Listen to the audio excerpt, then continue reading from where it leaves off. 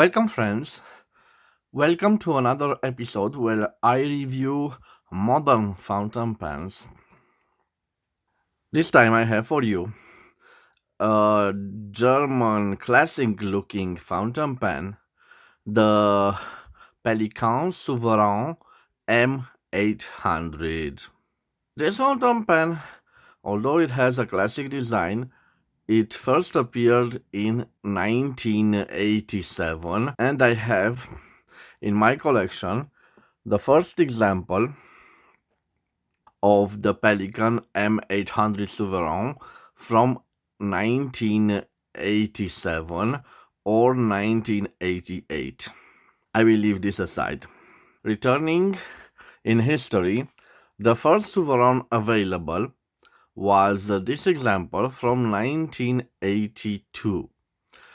So they first relaunched their luxury sets Pelikan in 1982, starting with the Pelikan M400. And just for a comparison between the two models, you can see that the M800 is a much more larger model. It has also a brass filling mechanism. And you can see it right here. I think this isn't inked. So, when you turn the piston knob, you can see here the brass. It's a metallic element. Okay. But when we turn the piston knob on the Pelikan 400 from 1980s, you can see this is a plastic piston filler. Okay. Another interesting fact, when you have the Souverän models, is the evolution of the logo. And let me zoom on them to see what I mean. So the first Pelikan Souverän has this engraved mother with two chicks. You can see two chicks. In 1987, when they come up with this large fountain pen, the logo remains the same with the mother with two chicks, but you can see it is highlighted in this rounded plating, and it has a similar plating on the end of the turning knob. And also only in 1987 and in 1988 we can see the M800 with a 14 karat nib. This particular nib is a broad nib. Our M800, which is the subject of this review, has two traits of the logo. First of all, you can see the mother has only one cheek, and the second, you can see that the logo is painted at the end of the cap. So they started making the logo painted since 1997, and they painted this logo on all the Souverän models. But in 1997 till 2003, it remained the mother with two chicks. Since 2003, we have this model. And of course, the logo suffered one change. I could date this in the range 2003, 2010, based on this logo. You can see that the plating isn't here anymore. And the nib is 18 karat. This is an M nib.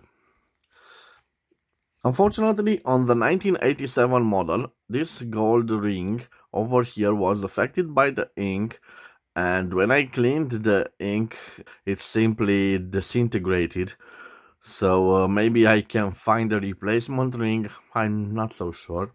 So I'm showing you this, guys, for you to know that this is a weak point in the design of this fountain pen, and for this reason you have to clean it thoroughly after you refill it, because if the ink stays on this ring, in time it would corrode it, it will affect it. The chemicals in the ink would affect this gold plated ring. This is a piston filler and it has an ink window, so this model is quite transparent and you can see through it, so it doesn't require an ink window. But on this black model it has a green ink window. Now it is filled with ink and you can't see it, but it is here an ink window and it is a green ink window. Other differences between the models, they are similar. Let me show you that they are the same length. And speaking about the length of this fountain pen, I don't have in my collection Pelikan M1000, but I have a Jinhao 159, which has the same dimension as the Montblanc Diplomat 149. And I also have another German fountain pen, a big fountain pen. This is the Senator President. I'm having trouble with, okay. So this is the big Senator President. And you can see that at the lengths they seem quite the same. But when we talk about their grip, these are much slimmer fountain pen and these are much more wider fountain pens. If we look at their nibs,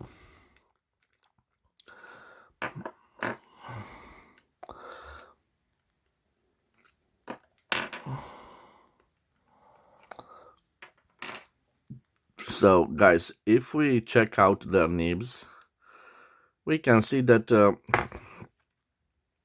I'm sorry, I have to be careful with them. Oops.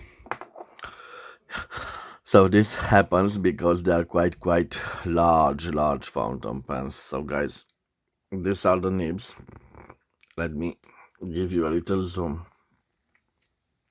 Clearly they are beautiful nibs. It all appears that they are of course the first are gold and the second are just gold plated. They are both in two-tone colors. You gotta love those Pelikan nibs. They are quite well engraved, and they are quite beautiful. Let's leave those aside. Let's leave this aside, and let's return to our fountain pen. So we have the date approximately. So we have here Pelikan Souverän and Germany. We have the famous clip, the pelican beak and the eyes. Let's test how functional it is. We have a functional clip. I've already I've shown you already the logo, and it is surrounded by this beautiful gold ring. The cap screws on. It reveals this grip section. It ends it's a concave section. It gives a lot of grip, and also this ring. I told you again, you have to be careful with this design of the ring. And look at this beautiful, gorgeous 18 karat 750 nib. Interesting. Just look at this logo. The logo has one cheek, and on the nib we have clearly two cheeks. So interesting model. Maybe the nib was produced before the changing of the logo. I'm not so sure. It's an old stock nib. I don't know. At the back we have a simple plastic ebonite feed. You know, the ink window is not visible right now, but you can see some green reflections to it. I'm trying to play with the ink reservoir. Maybe you can spot it. The barrel ends here, and those two rings are part of the turning knob. It is a slight difference here, so you can easily post it, and it's quite a lovely fountain pen. Now I will leave its dimensions on the screen, and after that we will be ready to do the writing sample. It is already inked with the Parker Quick Ink, and I think it is ready for the writing sample. Just okay, yes, it is ready for the writing sample. Let me give you a little zoom. Yes, so we have here Pelikan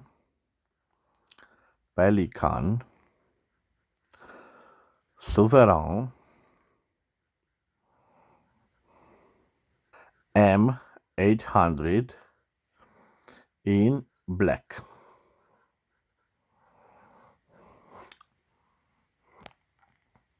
And I've already told you, because of its logo with one cheek, this particular model was produced between 2003 and 2010, when the logo changed again.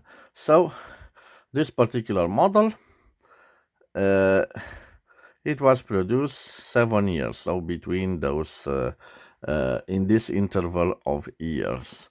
Okay, this has a wonderful 18 karat 750 gold nib. It's an M nib, M for medium, and it's a wonderful writer. I'm sorry, let's change the angle of the camera because I want to show you the beautiful writing of this pen.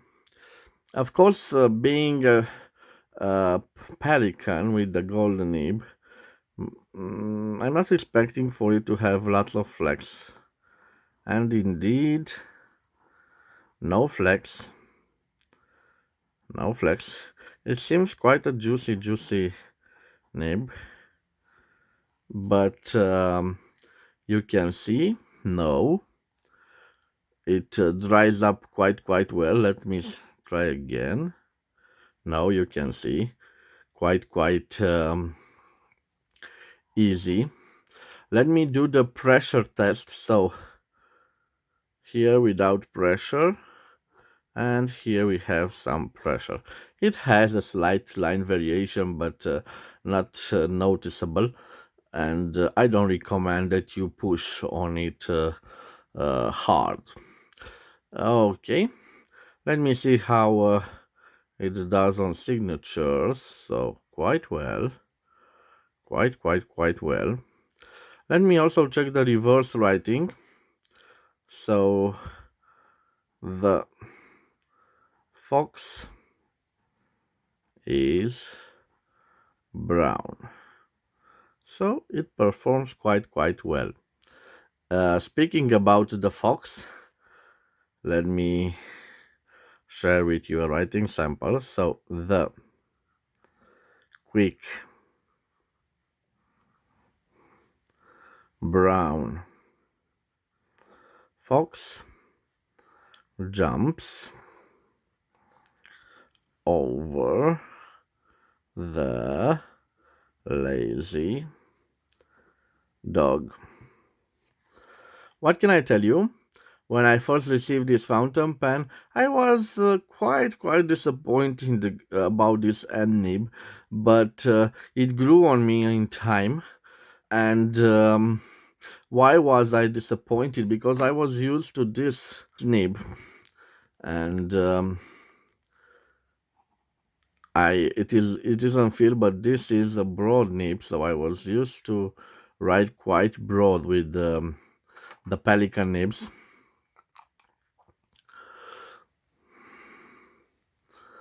Of course, I said Look, you paid for this quite a reasonable sum of money. So I paid for this approximately 1,300 lays, which means I paid around, let's see, around 260 euros or about 300 American dollars. I'm a collector with a limited budget. This is quite an expensive fountain pen, but I knew that at this price I have to have it. And maybe I was expecting something else, but I can't say it's a poor writer. I recently fell in love with broad and oblique nibs, and this isn't for sure a broad or an oblique nib, but it writes quite good, and it is an 18 karat gold nib, so I think it deserves this price. But I can't say it's a wonderful or about average writer. It's a simple writer with a medium nib, but quite an elegant. The choice of materials are quite superb. It has also the brass piston, metallic piston. What can you ask more of a fountain pen? And indeed, I give this 9 out of 10 possible points. But I certainly recommend it, and I love the fact that I got it in this classic black. Of course, when you think of the Souverain line, the classic combination is the green striped combination. But in my opinion, a classic German fountain pen should be schwarz black, simple black with gold trims, and I like the way it looks.